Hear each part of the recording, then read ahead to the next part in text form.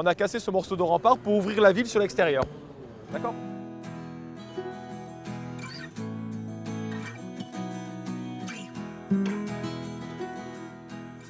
Vauban, voilà, qui va défendre, qui ne va pas faire que Toulon, hein, qui va aller vraiment, encore une fois, défendre tout le royaume. Regarde, pour faire le pendant de ces petites feuilles là mignonnes, tu vas me mettre de la couleur comme ça sur tes portes là. Donc on avait ici la partie d'entrée, je suppose que ça c'est la porte Saint-Paul à l'époque, hein, donc vous voyez que ça a quand même bien évolué depuis. Et puis vous aviez juste une petite partie d'église romane.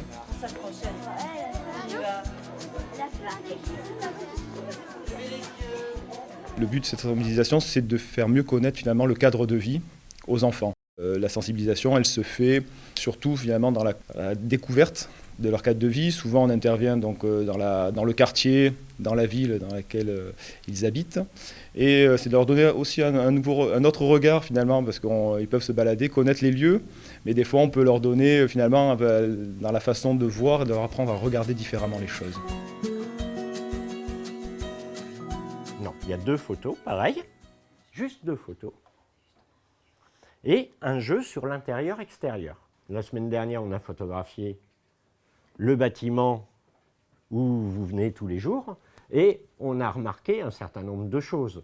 Il y a un projet avec le CAUE qui consiste à mettre en valeur l'architecture du collège par le biais de la photographie. Ils ont donc pris en photo différents secteurs de l'architecture avec des prises de vue originales. Parfois, ils étaient couchés par terre. Parfois, ils ont pris les photographies vues d'en haut, donc la plongée, la contre-plongée. C'est le CAUE qui a été à l'initiative de cet atelier, qui est venu nous voir et qui avait envie de travailler sur le patrimoine maritime militaire toulonnais.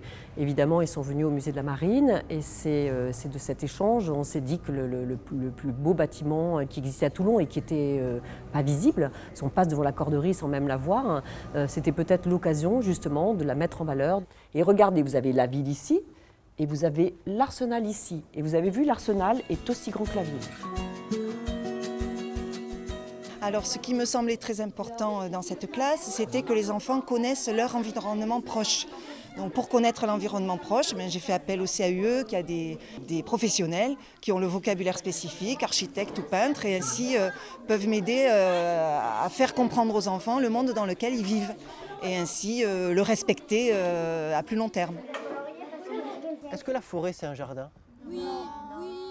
Alors, pour la définition du dictionnaire, il me dit que non. Un jardin, c'est quoi ? C'est un endroit où il y a une clôture et à l'intérieur, l'homme y a planté des espèces de plantes et il les a organisées. Et à l'intérieur, il y a des gens qui ont dit, bah tiens, ce cèdre, on va le mettre là. Ce palmier, on va le mettre là. Ce marronnier, on va le mettre là. Là, on va faire un chemin. Là, on va mettre une borne pour expliquer les plantes. C'est ça, un jardin.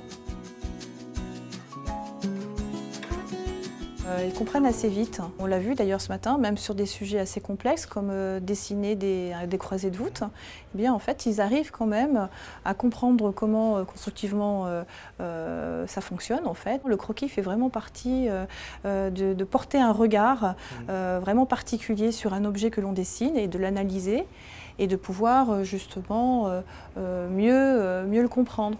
Et puis l'histoire aussi s'imbrique beaucoup aussi dans l'architecture, donc on leur parle aussi de l'histoire et de la façon dont vivent les gens aussi, comment ils vivent, puisqu'il y a aussi la part sociologique aussi. C'est quoi pour vous l'intérêt de ce travail artistique ? Il a plusieurs vertus. Il y a la vertu au niveau du citoyen, savoir travailler ensemble. Après, réaliser un travail collectif de qualité. On ne connaît pas les monuments de sa ville. En travaillant avec des architectes, on va avoir des notions, on va voir ceux qui nous entourent de façon différente et tout à coup, on va faire attention à notre environnement. Ce qui va avoir pour résultat que, en grandissant, on va être un citoyen dans la ville, un citoyen qui va faire attention à ce qui l'entoure et qui va en prendre soin et qui va lui-même l'enseigner à ses enfants. Et ça va aussi peut-être développer des vocations. En fait, la maquette, c'est plutôt pour que vous ayez vraiment la proportion de la corderie et que vous voyez bien en fait qu'elle est très longue et très étroite.